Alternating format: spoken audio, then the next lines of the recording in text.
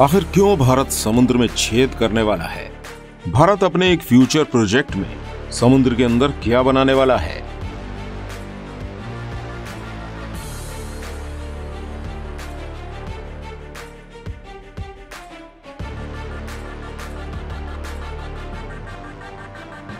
दोस्तों, जहां आज हमारी दुनिया के ज्यादातर देश मून प्रोजेक्ट में अपनी अपनी बढ़त बनाने में लगे हुए हैं, वहीं भारत का अगला मिशन समुद्र के अंदर कई किलोमीटर लंबा छेद करने का होने वाला है।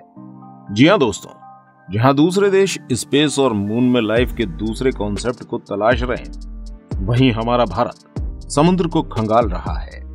आखिर क्या वजह है कि हमारे भारत का एक फ्यूचर मिशन स्पेस से हटकर समुद्र की गहराइयों में जा चुका है? तो चलिए बता देते हैं आपको कि यह है भारत का भविष्य में बनने वाला एक बड़ा और अमेजिंग प्रोजेक्ट, जिसे समुद्र की तलहटी में बसाने के लिए तैयार किया जा रहा है। चलिए जान लेते हैं क्या है फ्यूचर में इंडिया का ये बिग प्रोजेक्ट, जो न केवल हमारे भारत के लिए बल्कि पूरी दुनिया के लिए एक वरदान साबित होने वाला है।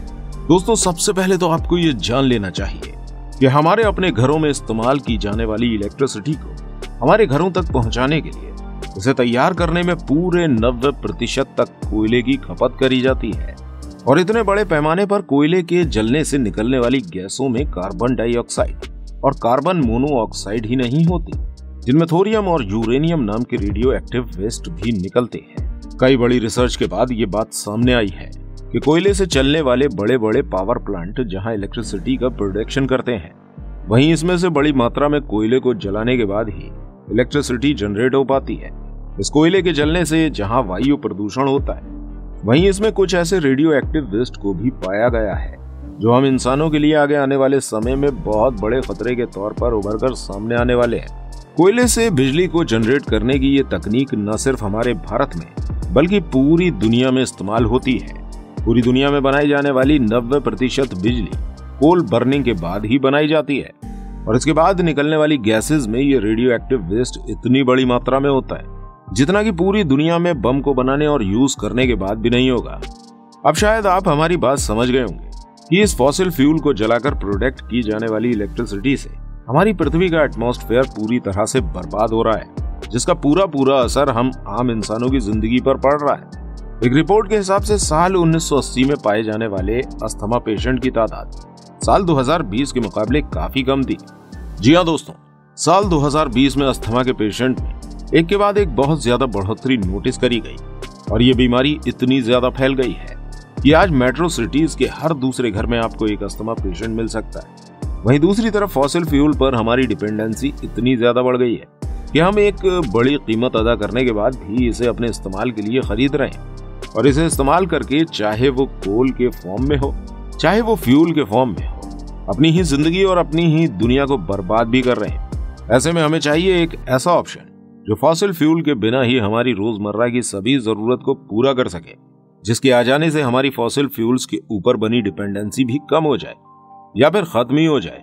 आपको बता दें दोस्तों कि हमारी दुनिया के एनवायरनमेंट को बर्बाद करने में हमारे ट्रांसपोर्टेशन का भी बड़ा हाथ माना गया है। ऐसे में अगर हमारे पास कोई ऐसा तरीका बनता है जिससे फॉसिल फ्यूल को जलाए बिना ही अपने रोजमर्रा के कामों को और ट्रांसपोर्ट को चला सकें, तो हम अपनी इस दुनिया के एनवायरनमेंट को आगे आने वाले कुछ सालों के लिए बचा कर रख सकते हैं, या फिर अपनी आने वाली जनरेशन को एक हेल्दी एनवायरनमेंट दे सकते हैं। और शायद आपको जानकर खुशी होगी कि भविष्य की इस बड़ी परेशानी से निपटने के लिए एक ऐसी टेक्नोलॉजी को डेवलप किया जा रहा है जिसमें एक वैक्यूम ट्यूब के अंदर एक ट्रेन या कहें तो कैप्सूल ट्रेन को बनाने का प्रोजेक्ट तैयार किया जा रहा है। कुछ लोग इसे हाइपरलूप ट्रेन का नाम दे रहे हैं, लेकिन आपको बता दें कि ये हाइपरलूप ट्रेन नहीं है, क्योंकि अब तक हाइपरलूप की टेस्टिंग सक्सेसफुल नहीं हो पाई है और उसकी इन्वेस्टमेंट कॉस्ट इतनी ज्यादा है कि भारत जैसे देश में तो इसे अपनाया ही नहीं जा सकता। लेकिन जिस हाई टेक्नोलॉजी के बारे में हम आपको बता रहे हैं, वो ट्रांसपोर्ट का चीपेस्ट मींस बनने वाला है, जिससे न केवल पैसेंजर्स बल्कि गुड्स का भी ट्रांसपोर्टेशन काफी लंबी दूरी तक एक हाई स्पीड में किया जा सकेगा। साथ ही इस टेक्नोलॉजी की सबसे बड़ी खासियत ये होगी कि ये काफी किफायती भी होने वाली है, और साथ ही ये पॉल्यूशन फ्री भी रहने वाली है। इसके अलावा ये ट्रैवलिंग टाइम को भी अपने एवरेज से काफी कम करने वाली है। इतनी सारी क्वालिटीज के साथ मिलने वाला ये ट्रांसपोर्टेशन आखिर है क्या? चलिए जानते हैं।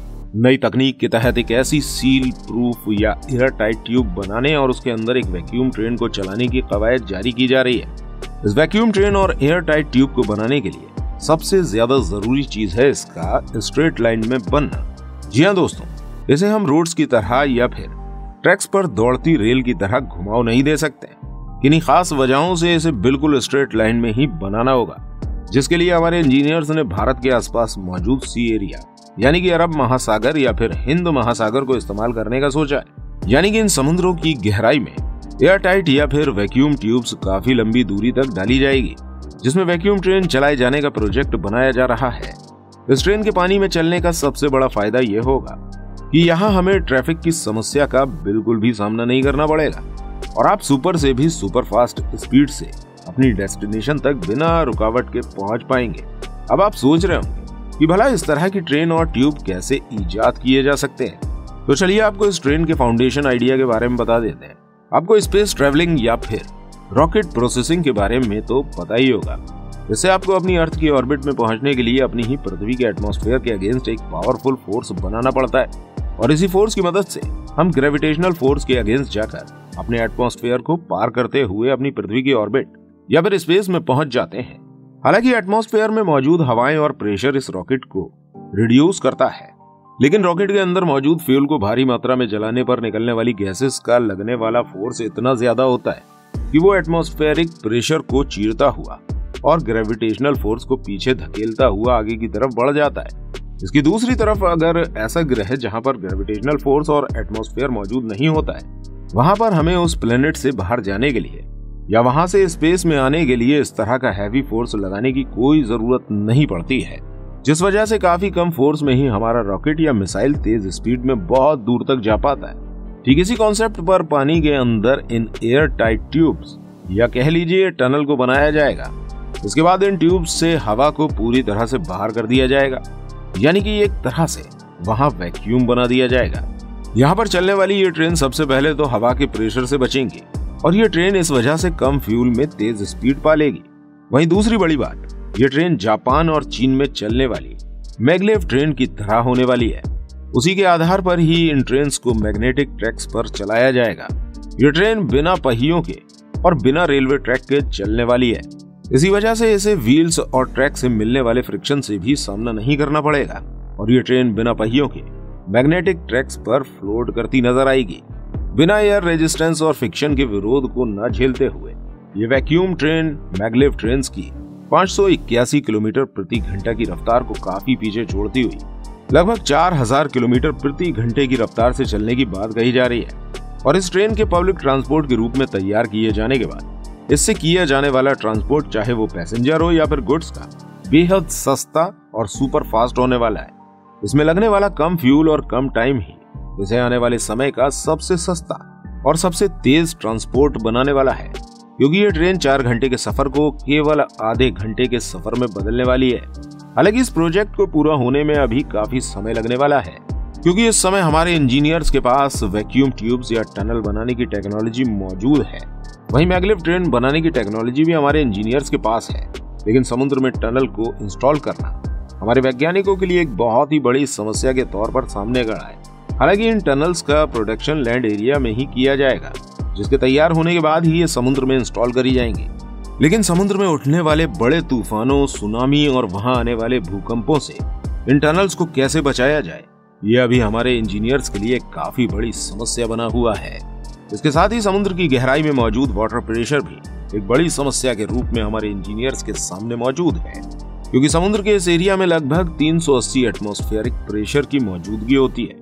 तो फिलहाल इस प्रोजेक्ट के आर्किटेक्चर में आने वाली समस्याओं से हमारे इंजीनियर निपटने की कोशिश कर रहे हैं, क्योंकि इन ट्यूब को पानी में इंस्टॉल करना और उसे वहां से बड़ी परेशानियों से बचाए रखना इंजीनियर्स के लिए सबसे बड़ा टास्क है। फिलहाल आज के लिए इतना ही। उम्मीद करते हैं आपको हमारी ये वीडियो पसंद आई होगी। वीडियो पसंद आई हो तो इस वीडियो को लाइक और शेयर करना बिल्कुल मत भूलिएगा और ऐसी ये और इंटरेस्टिंग वीडियोस देखने के लिए हमारे चैनल को आप सब्सक्राइब कीजिए। वीडियो में अंत तक बने रहने के लिए आपका दिल से धन्यवाद।